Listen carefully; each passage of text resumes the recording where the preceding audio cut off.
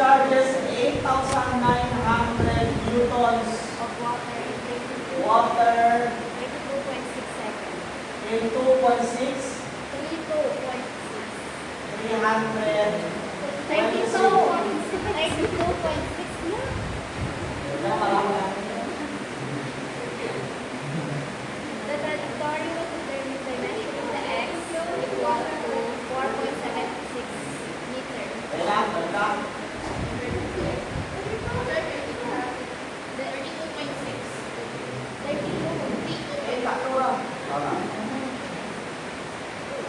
Kalian mo na. The trajectory was determined by measuring the x equal to 4.76 meters. The trajectory is 4.76 76. meters horizontally. For a drop of 1.22 meter vertically. For a drop of 1.22 meters vertically. Okay, tandaan nyo ha, taragambal sa head, amurang kataas ng katubig sa babaw pa orifice. Head kita lara. That is why that is your head conducive flow. Diba? Hindi man na mag-flow kung sealed ang container. Pero mag-conducive mo, amurang head, amurang cause na flow.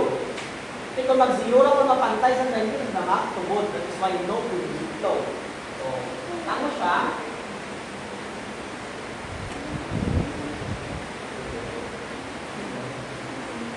Okay. May orifice ko daw, bubuo. Ang distance ng orifice is 4.76 for a vertical distance of ay ang isa sa 12 1.22. So taas pa, lapod pa 122 sa 4.76. Okay lang na. The head producing flow, your H is 4.22. Ako dyan mag-effect na. Tama? Next. Uy! Pag nagtugro ka na nag-collecta na katubig, in a certain period of time, this is all automatic actual dyan. Talagang formula. C is Q actual over Q theoretical. Takto na? Okay. Now, by actual ka, Q actual is area times, sorry, not area times velocity. That is volume per time. Takta? Volume. Biglang ang weight and mass is also convertible to volume. Takta na? Okay. Raja, weight is mass times gravity. May mass siya na 8,900. So, may weight siya na rin. Tiraan ng times G na 981. Tiraan ng mass 5, divide ka 981 ka. 907. 907.24 kilogram. Okay. Tandaan mo ba sa tubig, 1 liter is 1 kilogram. Applicable lang sa tubig ha. Yan. For water, 1 liter is 1 kilogram. Ano ba rason? That's why specific gravity ka, water is 1. Kung bukat na 1, kung malayo na ka, manamo specific gravity na, timesan mo lang kang GS nga, more na nga, diba tayo. Bigyan niya? Okay. So therefore, ang mass na kadya is 907.24 liters. Kung naka-liters mass pa niya, this is already volume. Bigyan niya? So, okay. The volume is 907.24 liters. 1 liter is 1. 1 liter is 1,000 liters. So, divide mo lang sa 1,000.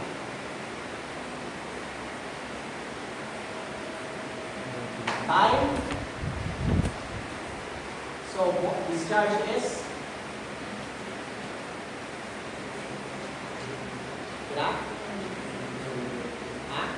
0.0279. 0.279 Ay, 8 liters. 278. 278 cubic meter per second. May actual discharge na ako. Ayos? Pero, may nanay na, karoon lang. Unangan tayo sulit kang value kasi sinasagat ang C raman.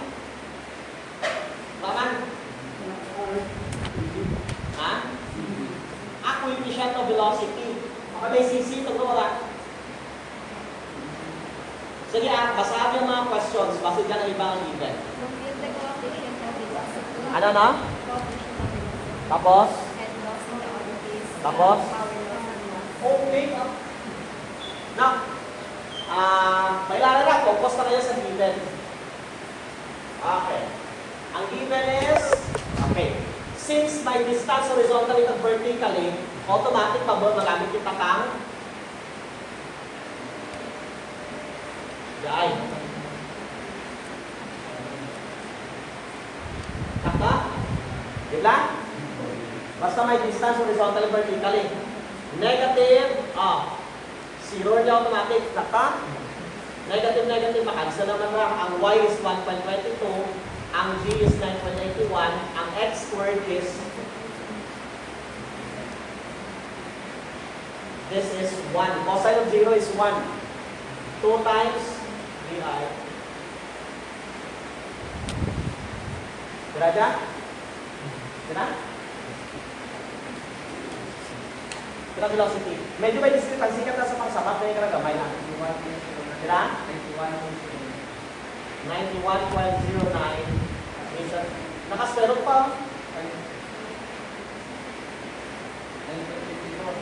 9 point. Okay. Ano dyan ang velocity? Ano dyan ang velocity? This is your velocity theoretical, bukan actual. Tama? Okay. Next, ano pa?